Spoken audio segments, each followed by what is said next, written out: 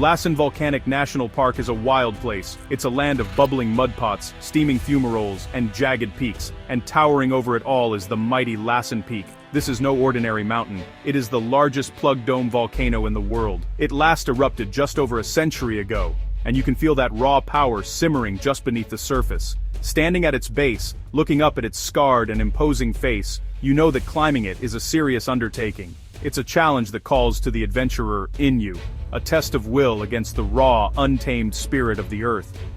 I'll be honest, I'm not always the biggest fan of just hiking for hiking's sake. A simple walk in the woods is lovely, but I crave something more. I need an edge, a mission, something that pushes the boundaries and creates a memory that will stick with you for life.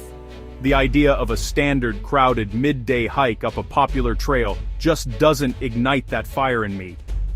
I was looking for an experience that was different, something that would test my resolve and reward me with a perspective that few people get to see.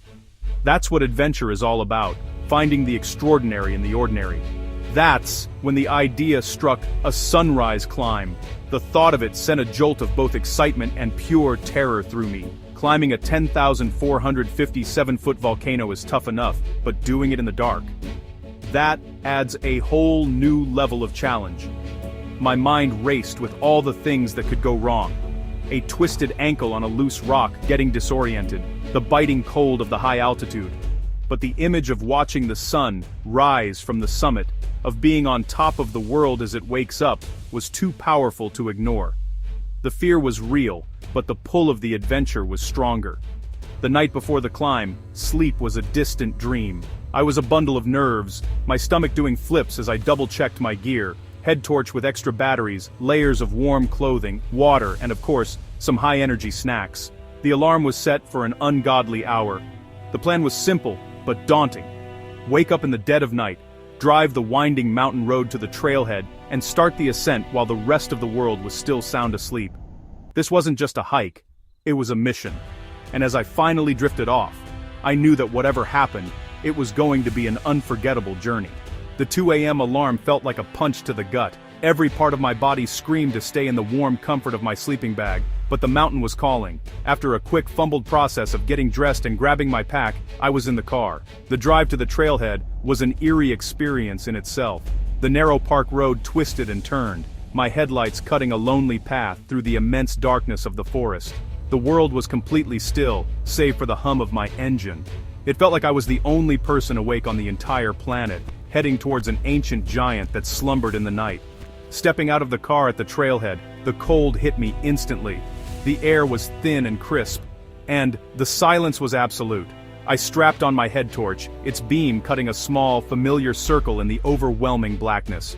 The first steps onto the trail were tentative. My world was reduced to that small pool of light, illuminating the rocky path just a few feet ahead. But as I looked up, I gasped. The sky was an explosion of stars, more brilliant and numerous than I had ever seen. The Milky Way was a glowing slash across the heavens. Hiking under a canopy like that, you feel incredibly small, but also deeply connected to the universe. With each step upwards, a sense of calm began to wash over me.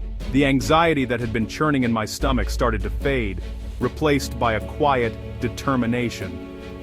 It was just me, the rhythmic crunch of my boots on the gravel, and my own steady breathing. This is the magic of the wild. It strips away all the noise and distractions of modern life, forcing you to be present in the moment. I wasn't thinking about emails or deadlines. I was focused on the next footstep, the next switchback. I felt a profound sense of gratitude for being able to experience this raw, unfiltered beauty. The climb was relentless. The trail snaked its way up the side of the volcano, and I could feel the altitude beginning to take its toll. My lungs started to burn, and each breath felt like a conscious effort. The air gets noticeably thinner up there, and you have to respect it, to find a slow, steady rhythm and just keep moving. It's a mental game as much as a physical one. You have to silence the part of your brain that wants to quit. Just one more step. Then, another. It was in this steady, meditative state that I saw another faint light bobbing up the trail ahead of me. I wasn't entirely alone after all. As the sky began to shift from inky black to a deep, royal blue, I caught up to the other hiker. He was an older chap, moving with the slow, deliberate pace of someone who knew the mountains well. We exchanged a quiet morning and walked in comfortable silence for a few minutes, two strangers sharing this incredible, solitary journey. There's a unique bond that forms between people in places like this. You don't need a lot of words. The shared experience says it all.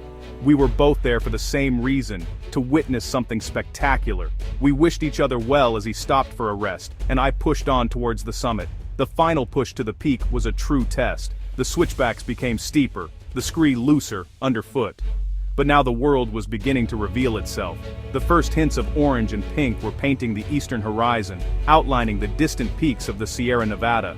As I climbed higher, the darkness retreated, and the vast landscape below started to take shape. I could see the dark silhouettes of lakes and forests, still cloaked in shadow. It was a mesmerizing transformation, a slow-motion unveiling of the world. And I had a front-row seat. The exhaustion I felt was completely overshadowed by the sheer awe of the moment. Reaching the true summit was a moment of pure triumph. The wind was whipping, but the view was beyond words. And then it happened. The sun breached the horizon, flooding the world with golden light. It was magnificent. To the west, the mountain cast a massive, perfectly triangular shadow that stretched for miles across the landscape, a colossal pyramid of darkness pointing away from the dawn.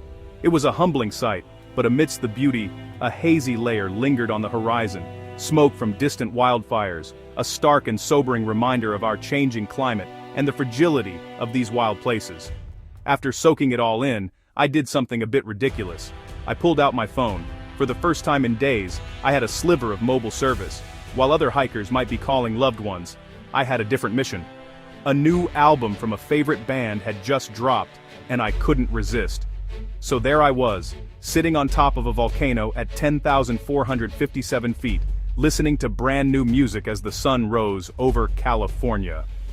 It was a funny, slightly absurd collision of the ancient and the modern, a perfect little personal moment amidst the grand spectacle of nature.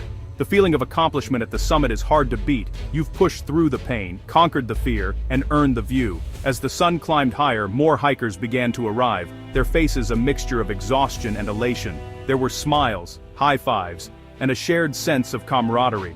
We were all part of a small exclusive club that morning, the Lassen Peak Sunrise Crew. We swapped stories of our dark early morning climbs, laughing about the cold and the burning lungs, united by the incredible experience we had just shared. It's moments like these that restore your faith in people. The hike down was a completely different experience. Now, in the full light of day, I could see the trail I had blindly followed in the dark. It was a stark, beautiful, and slightly terrifying path carved into the side of the volcano. The views were still incredible, but now my focus was on the vibrant colors of the volcanic rock and the tiny, resilient wildflowers growing in the scree. I passed dozens of people heading up the trail, their faces full of hope and determination. I gave them words of encouragement. "You're almost there. It's worth it." Knowing what awaited them at the top made me smile. By the time I reached the bottom, the sun was high and hot, and the trailhead car park was bustling with activity. I felt a deep sense of satisfaction. My legs were aching, I was covered in dust, and all I could think about was getting out of my hiking boots. But my spirit was soaring. I had faced the challenge head-on and come out the other side stronger. The mountain had tested me, and I had met that test. It's a powerful feeling, a reminder of what you're capable of when you push yourself beyond your comfort zone. The perfect end to a perfect adventure was waiting for me just a short drive away. I found a spot by Manzanita Lake, its crystal clear water reflecting the majestic peak I had just conquered.